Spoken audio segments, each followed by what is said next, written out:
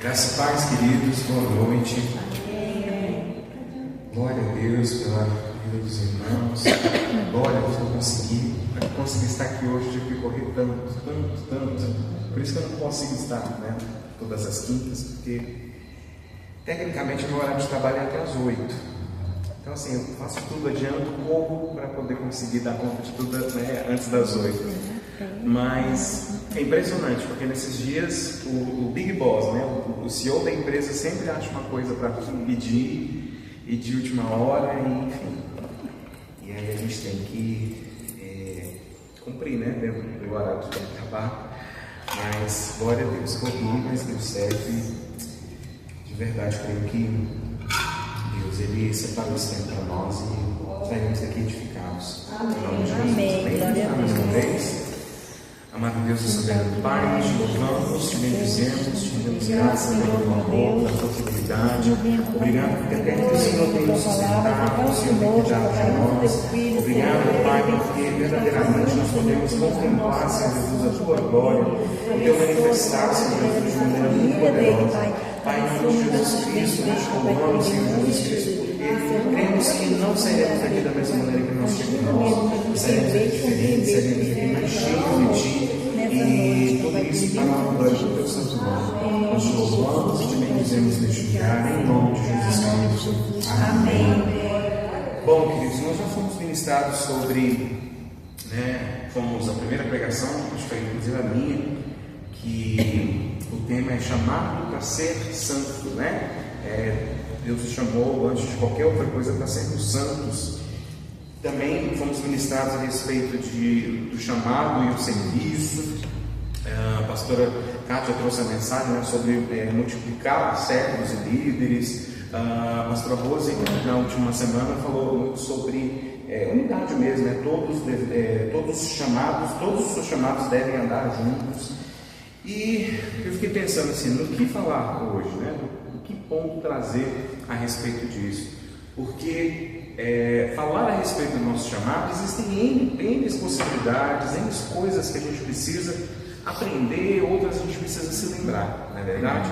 E eu confesso para os irmãos que, ouvindo as pregações, vendo os vídeos, o Senhor me trouxe à memória muitas coisas, o Senhor me fez entender coisas novas, e eu creio em nome de Jesus que hoje não será diferente, Então, o título dessa mensagem hoje é O Chamado Tem um Dono. E o texto que nós vamos usar é João capítulo 21. João capítulo 21, a partir do versículo 15, que diz assim, vocês vão abrir? Então, João capítulo 21, Evangelho de João, último capítulo 21, a partir do versículo 15. Isso, João 21, 15. Diz assim a palavra do Senhor. Depois de terem comido, Jesus perguntou a Simão Pedro: Simão, filho de João, ou de Jonas em outras traduções, você me ama mais do que estes outros me amam? Ele respondeu: Sim, o Senhor sabe que eu o amo. Jesus lhe disse: Apacente os meus cordeiros. Jesus perguntou pela segunda vez: Simão, filho de João, você me ama? Ele respondeu: Sim, o Senhor sabe que eu o amo. Jesus lhe disse: Pastorei as minhas ovelhas. Pela terceira vez, Jesus lhe perguntou: Simão, filho de João, você me ama? Pedro ficou triste por Jesus ter perguntado pela terceira vez: Você me ama? Você me ama? E respondeu: O Senhor sabe todas as coisas, sabe que eu o amo. Jesus lhe disse: Apacente as minhas ovelhas. Em verdade lhe digo que quando era moço, você se cingia e andava por onde queria. Mas quando for velho, estenderá as mãos e outro o cingirá e o levará para onde você não quer ir. Jesus disse isso para significar com que tipo de morte Pedro havia de glorificar a Deus. Depois de falar assim, Jesus acrescentou: Siga-me. Então Pedro, voltando-se, viu outro discípulo a quem Jesus amava, viu que o discípulo a quem Jesus amava vinha seguindo. Era o mesmo que na ceia havia se reclinado sobre o peito de Jesus para perguntar: Senhor, quem é o traidor? Ao vê-lo, Pedro perguntou a Jesus: Senhor, e quanto a este? Jesus respondeu: Se eu quero que ele permaneça até que eu venha, o que é que você tem com isso? Quanto a você, siga-me. Amém? Amém. Glória a Deus. Existem algumas coisas, queridos, que são que o tempo ele não consegue apagar.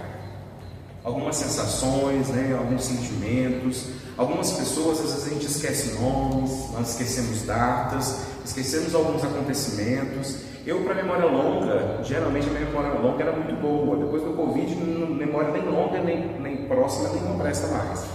Mas antes, né, a minha mãe ficava impressionada, minha irmã, porque eu dava detalhes de determinadas coisas, né? Minha esposa conta algumas coisas quando ela era de colo ainda, né? A minha sogra fica impressionada também. Então, eu era bom de memória a longo prazo.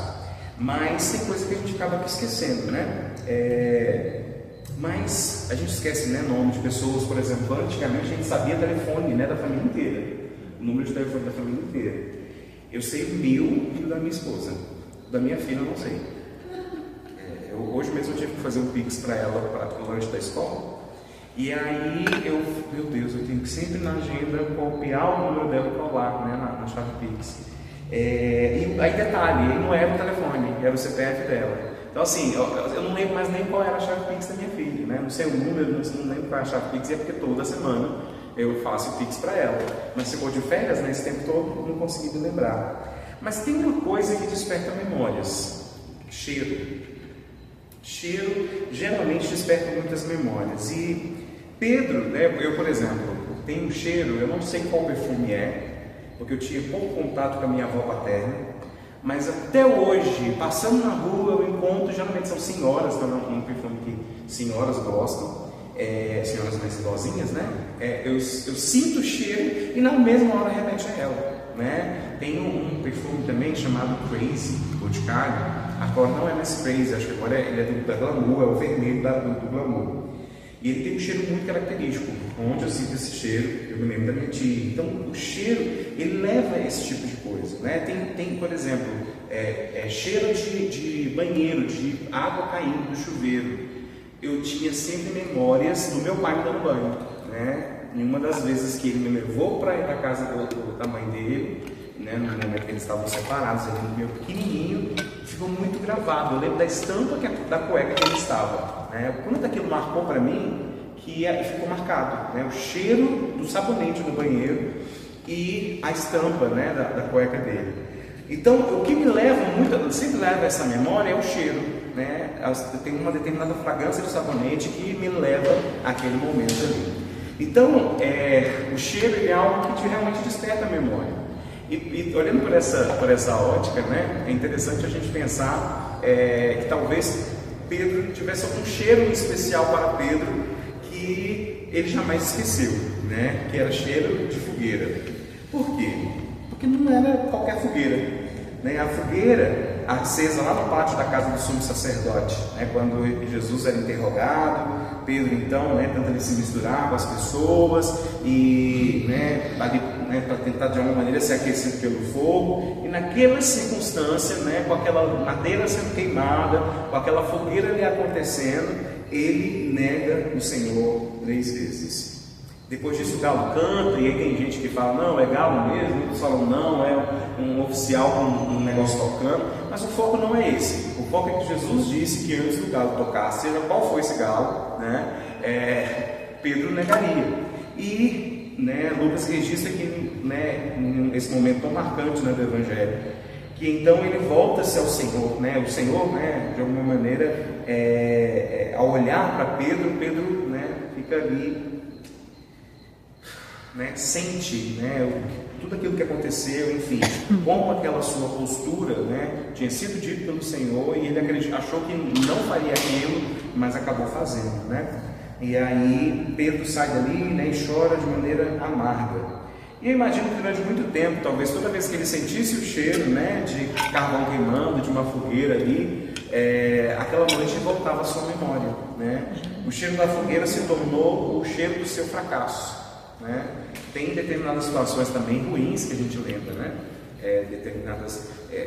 Eu lembro que a minha irmã tinha muito problema com o cheiro de água sanitária, né? Remetia ela a uma memória ruim, então ela sempre teve muita aversão a cheiro de água sanitária. Sempre quando tinha que mexer com água sanitária, ela ficava chateada, né? E minha mãe, assim, limpa com tudo, então tudo minha mãe tem água sanitária também, né? Então ela ficava brava, né? Não gostava, enfim, não gostava daquele cheiro. Então a gente, né, olhando para essa perspectiva, né, talvez Pedro, toda vez que sentisse aquele cheiro de fogueira, trouxesse a memória dele aquele momento que ele queria apagar da sua memória, né? E olhando para nós, talvez alguns de nós também carregamos algumas fogueiras, né, na nossa memória.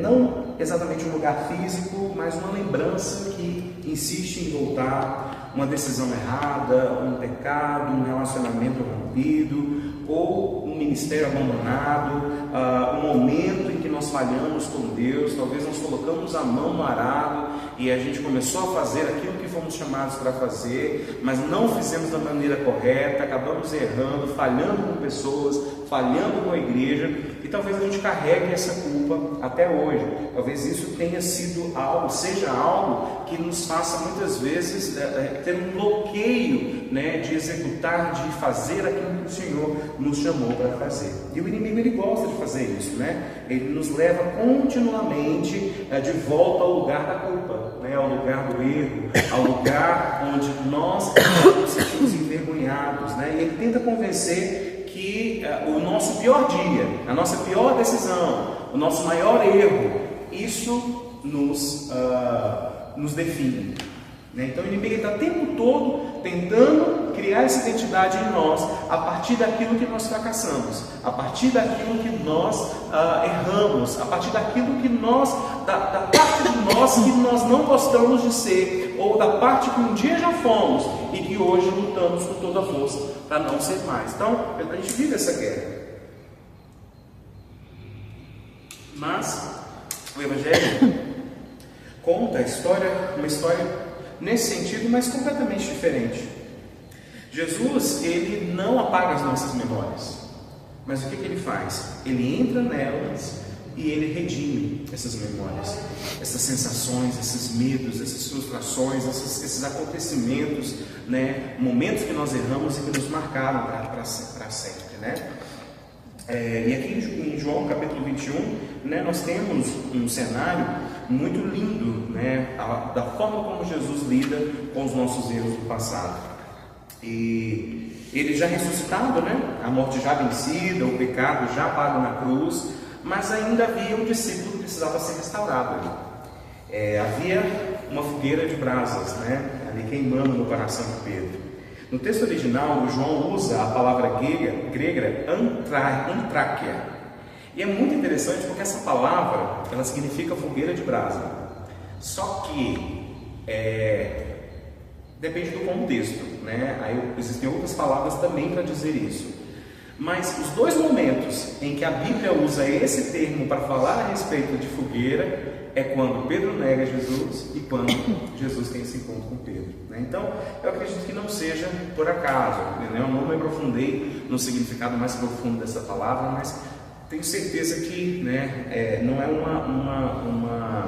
apenas uma coincidência, né? Mas eu acho que existe algo mais profundo nisso, né? Porque Jesus, ele acende, né, essa outra fogueira, o mesmo cheiro, mas agora não é mais no lugar da negação, mas agora no lugar da restauração.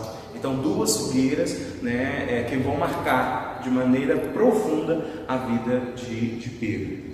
E ele não apenas perdoa, né, os nossos pecados, mas Jesus, ele transforma o cenário da nossa vergonha no palco da sua misericórdia.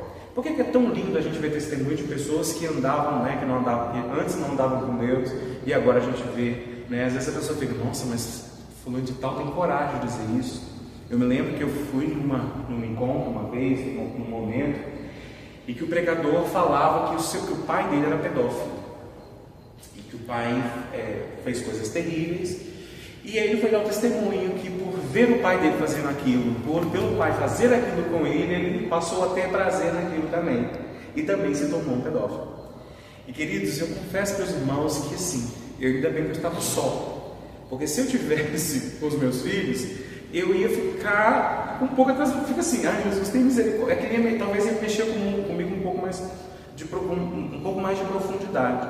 Mas quando terminou a pregação, eu fiquei tão impactado, porque assim, exatamente me levou a esse ponto. Eu falei assim, qual a glória, né? Onde estaria a glória de Deus?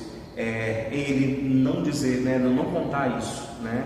Ele viveu essa realidade triste, mas hoje ele é casado, pai de filhos, pastor de igreja, glória a Deus, muito bem sucedido nisso. Ele renunciou àquilo que foi semeado pelo pecado do pai dele, né? E ele, né, graças a Deus, hoje vive livre. E a gente vê pelos frutos, né? Em nome de Jesus, mesmo que o diabo tente insistir nisso, talvez, não sei, mas ele é vigiado, né? E até onde eu sei, o nome do Senhor tem sido glorificado nisso, né? Então, por isso a importância, né, dos testemunhos, né? Porque às vezes a gente fica assim, como é que a pessoa tem coragem de falar a respeito disso? Como é que a pessoa, né, vai ter cara para colocar isso para fora, né? Para que o nome do Senhor seja de fato glorificado, né? E aí a gente vê que o lugar, né, uma história que é uma história de vergonha, se torna palco da misericórdia grandiosa do nosso Senhor Jesus Cristo. Então, louvado seja o nome do Senhor por isso. E é nessa mesma praia ali que nós encontramos uma grande verdade, né, da palavra de Deus, né? Porque ali nós entendemos que o chamado, ele nunca pertenceu a quem foi chamado. O chamado sempre pertenceu àquele que chama, né? Então, enquanto nós pensamos que o chamado é algo que nós possuímos, nós vivemos inseguros. Quando nós acertamos, nós nos orgulhamos, nós ficamos alegres. Mas quando nós falhamos, nós pensamos que tudo acabou, né? Mas quando nós entendemos que Cristo, Ele sim é o dono do chamado, nós percebemos que a nossa segurança nunca esteve na nossa capacidade, nunca esteve, né, no que podemos fazer, no que somos capazes de fazer, mas sempre esteve firmado na fidelidade de quem nos chamou, o nosso Senhor Jesus Cristo. Depois da refeição ali, Jesus olha para Pedro, né? Ele não começa falando sobre o ministério, ele não começa falando sobre, perguntando, né, onde ele esteve, ele não pede explicações. Pedro, você me negou, hein? Não. Ele não faz um sermão sobre o fracasso de Pedro, ele apenas faz uma pergunta: Simão, filho de João, né? Tu me amas? E essa pergunta revela exatamente o coração do Cristo que nós servimos. Porque Jesus, ele não estava preocupado em restaurar um cargo, ele se queria restaurar um relacionamento. Perceba que Pedro, quando Jesus chama Pedro, ele o chama pelo antigo nome, né? Pelo nome que ele, né, usava quando ele era um simples pescador. Ele chama, né, Simão. É como se Jesus estivesse aí, voltando lá no início, voltando lá atrás, no início da caminhada, né? Para trazer, né, para lembrar Pedro de quem ele era. De quando o Senhor chamou, ele não era bolisca, né? Ele não era uma pessoa correta, ele tinha, né, problemas no seu caráter, ele tinha problemas no seu comportamento. Era como se Jesus dissesse: ei, eu continuo sendo o mesmo que te encontrou lá atrás, quando você ainda, né, era visto e conhecido pelos seus pecados. E aí o que acontece? Por quê? Porque antes desse apóstolo havia um pescador. Antes do líder havia um homem. Antes do pregador, né, havia um pescador que foi alcançado pela graça de Deus. E Deus, ele nunca começa restaurando o ministério. Eu já até preguei sobre isso. Deus, ele sempre restaura as pessoas, e pessoas restauradas restauram os seus ministérios. E talvez essa seja uma das maiores necessidades da igreja dos nossos dias. Nós vivemos nos perguntando, né, mas qual é o meu chamado? Qual é o meu propósito? Qual é o meu ministério? Mas Jesus quer fazer outra pergunta: você me ama? Você me ama? Queridos, porque o reino, ele não é sustentado por pessoas apaixonadas pelos seus ministérios. Ele é sustentado por pessoas que são apaixonadas por Cristo, que são apaixonadas por Jesus. Há quem pregue, ame pregar, mas não ame Jesus. Há quem ame cantar, mas não ame a Jesus. Há pessoas que amam liderar, mas não amam Jesus. E é possível, queridos, apaixonar-se pela obra e aos poucos perder o amor pelo Deus da obra. É possível, é muito possível. E foi exatamente isso que aconteceu com a igreja de Éfeso, né? né, eles eram perseverantes, eles eram doutrinamente corretos, eles trabalhavam muito, mas o que Jesus, né, o que o Senhor, qual a advertência que traz? Tenho, porém, contra ti que abandonaste o teu primeiro amor. Então o problema deles não era falta de serviço, mas era falta de relacionamento. Diga comigo, falta de relacionamento. Pastor, nesse caso é possível continuar fazendo a obra não tendo relacionamento com Deus. Isso que o senhor quer dizer, né? Tá. Com certeza. A gente tem hoje casos de pastores lutando na justiça para ter uma igreja de volta. Igreja essa que já abusou da metade das mulheres de lá. Né? Então, assim, fazendo obra, saiu de lá, abriu outra igreja e está aí, enfim. Né? Misericórdia. Uma pessoa como essa, a gente pode dizer que ama Jesus e ama os prazeres dessa terra. Né? Então, assim, pode ter mudado de lá para cá? Até pode, não duvido, porque Jesus restaura, né? Restaura mesmo. Mas são os frutos que vão dizer, né? Até agora a gente, como humano, a gente olha pelo que viveu, né? Então, é possível se apaixonar pela obra, estar no meio, pregar, sabe? Eu ter o foco, as pessoas olham para você, acaba que fica, né? O foco voltado para si, mas não amar o Deus, né? O Deus da obra. E Jesus, né, então pergunta: tu me amas mais do que estes? E existem alguns questionamentos teológicos que dizem que quando ele diz estes, ele está falando, a gente, né, muitos entendem que ele está falando dos outros discípulos. Outros, né, estudiosos dizem que não é exatamente sobre os discípulos, mas é sobre o barco, é sobre a rede, é sobre os peixes, né? Você ama mais a mim do que aquilo que você... Mas independente do que é, né, do que de fato está falando, o ponto central é: Jesus está perguntando o que ocupa o primeiro lugar no seu coração, Pedro? Porque todo chamado, queridos, começa aí. Antes de confiar o rebanho nas mãos de Pedro, Cristo precisava ter o coração dele. O chamado não começa quando Deus entrega uma missão. O chamado começa quando Deus conquista uma vida. E aí Pedro responde para ele: sim, Senhor, tu sabes que eu te amo.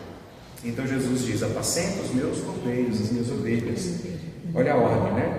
Jesus diz: cuida das minhas ovelhas. Jesus não diz, na verdade, né? Cuida das minhas ovelhas para provar que você me ama. Não. Ele diz em outras palavras: porque você me ama, então cuide daquilo que pertence a mim. Isso é o Evangelho. Nós não servimos para ser aceitos. Nós servimos porque nós já fomos aceitos.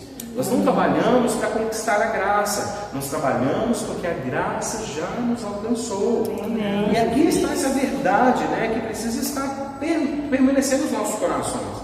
As ovelhas, elas nunca foram de Pedro.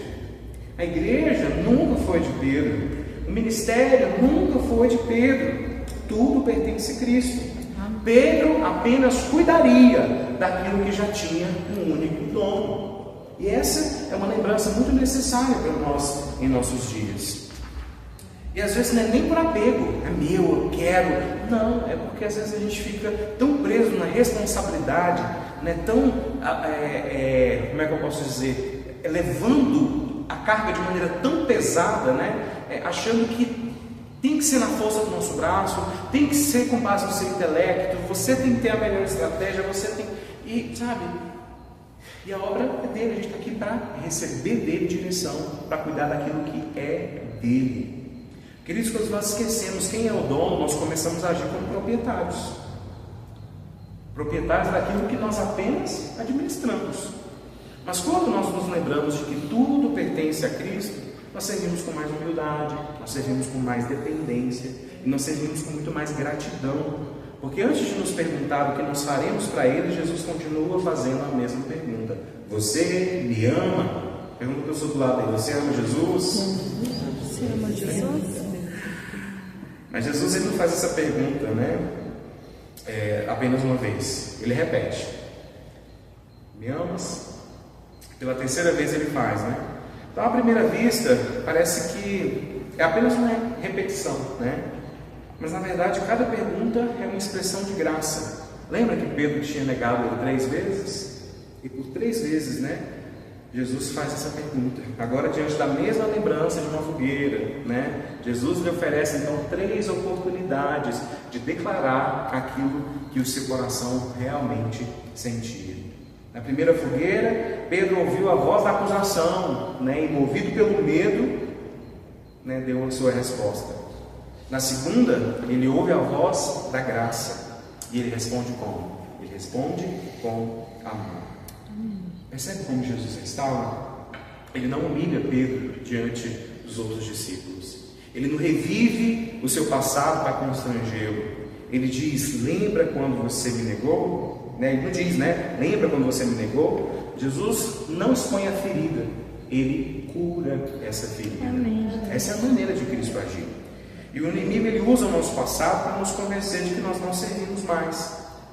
Jesus, ele usa o nosso passado para mostrar o quanto a sua graça é suficiente, né? Mas nós, né, talvez no nosso meio tenha pessoas que, por ter errado em seus ministérios, por terem fracassado naquilo que o Senhor chamou, naquilo que um dia eles decidiram fazer, por comparar com outras pessoas, né? Olhar para a história de outras pessoas e comparar com as suas, né? Ver o que você errou e naquilo que outras pessoas acertaram. Às vezes a gente acaba achando que não pode mais ser usado por Deus. Por quê? Porque nós falhamos naquilo que um dia nós decidimos com tanta veemência fazer, né? Estratégias que nós entendemos que veio do alto, mas nós não tivemos perseverança para continuar fazendo, né? Não tivemos força, resiliência para nos manter fazendo. E às vezes carregar essa culpa é muito triste, é muito doloroso. Faz com que a gente passe a acreditar de que Deus me ama sim, mas eu não sei se Ele está disposto a me usar mais. Por quê? Porque um dia eu falhei. Se fosse assim, Pedro estava frito. Estava frito. Ah, pastor, mas se você soubesse, né, quem eu já fui, quantas vezes eu fui negligente, quantas vezes eu já disse não, quantas vezes eu deixei a coisa no meio do caminho. Queridos, o homem que pregou no Pentecostes é o mesmo homem que negou Jesus diante de uma criada. A diferença não foi a coragem de Pedro, a diferença foi o encontro com Jesus ressuscitado. E hoje nós estamos nos encontrando com Ele aqui. Amém. E hoje Ele restaura em nós feridas do passado, naquilo que nós erramos, não para nos condenar, mas para dizer que a graça dele é suficiente para nós, que aquilo que Ele tem para nos entregar é muito maior do que o nosso erro do passado. É isso, né, que o Evangelho faz. Ele não apenas perdoa pecadores, mas Ele restaura discípulos. E depois da terceira resposta, Jesus diz algo que parece bem surpreendente, né? Ele diz assim: quando eras mais moço, andavas por onde querias, mas quando fores velho, estenderás as mãos. E o texto segue. E aí João explica, né, que ele estava falando da maneira como Pedro glorificaria a Deus em sua morte. Agora pensa comigo, Pedro acaba de ser restaurado. Nós esperaríamos, né, uma promessa de sucesso, talvez disséssemos: Pedro, agora sua vida será extraordinária. Mas Jesus fala sobre sofrimento, né? Acaba de restaurá-lo e fala a respeito de sofrimento. Porque seguir Jesus nunca foi um convite para uma vida confortável. Nunca foi. Foi um convite para uma vida fiel. E a nossa geração, ela mede sucesso pelo tamanho da plataforma. Hoje nós sabemos, né, dizemos: fulano de tal é um grande pregador, porque tem muitas visualizações no YouTube. Fulano de tal tem muita influência, porque tem muitos seguidores no Instagram. Olha só, ela está fazendo sucesso. Olha a quantidade de seguidores, né? Esses dias eu vi uma pregadora que veio aqui numa conferência de mulheres, alguns anos atrás, e muitos seguidores, né? Eu falei: nossa, está fazendo sucesso. Olha só, acho que estava com 150 mil seguidores, uma coisa desse tipo, né? Eu falei: uau, né? Muito sucesso e tal. E aí a gente olha por essa ótica, né? A gente mede, né, o sucesso das pessoas pela plataforma, pelo tamanho, né, da plataforma, pela quantidade de pessoas que ele alcança, enfim. Mas Jesus, ele mede o sucesso pela fidelidade. É pela nossa fidelidade que é medido o sucesso daquilo que Ele nos entregou. Por quê? Porque seguir Jesus nunca foi, né, como eu disse, né, um convite para uma vida confortável. É esse convite mesmo para uma vida fiel, é permanecer com o Senhor, é andar com Ele. E a gente pode até se perguntar, até onde Deus vai me levar? E aí Jesus pergunta, e a pergunta é outra, né? Até onde você está disposto a permanecer comigo?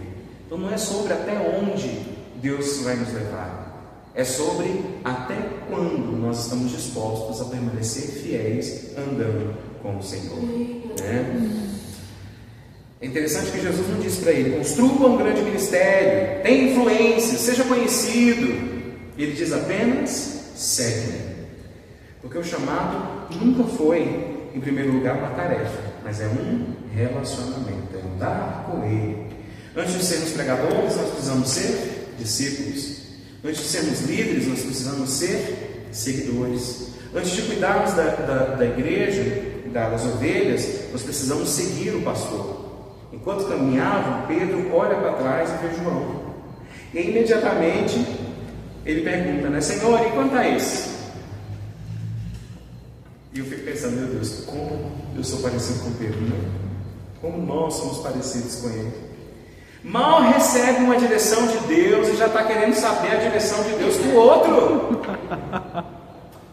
Mal resolveu o seu problema, já está querendo saber a respeito do outro. Nós recebemos o chamado, mas a gente insiste em olhar para o ministério alheio, comparando os dons, comparando os resultados, comparando as oportunidades. Muitas vezes jovens olham para os pais e aí tipo assim, nossa, o que meus pais já fizeram, eu não fiz nada ainda, Às vezes a gente olha para pregadores, a gente olha até para pastores e a gente fala assim, nossa, mas poxa, tem idade parecida, tem menos idade que eu, e olha só o tanto que a gente está o tempo inteiro comparando o resultado, comparando as oportunidades que as pessoas têm. Nós vivemos uma geração em que sabe muito mais sobre a vida dos outros do que muitas vezes conhece um pouquinho só da vontade de Deus para si mesmo. A gente sabe da vida alheia, as redes sociais estão aí para entregar, No PG essa semana uma irmã compartilhou que uma sobrinha médica, ela olhava e falava assim, meu Deus, essa menina tem uma vida perfeita, está internada, tentou suicídio, depressão profunda, olha só. As redes sociais ali mostram uma vida, mas no íntimo é outra coisa. E a resposta de Jesus para ele é maravilhosa, É como se ele dissesse para ele assim,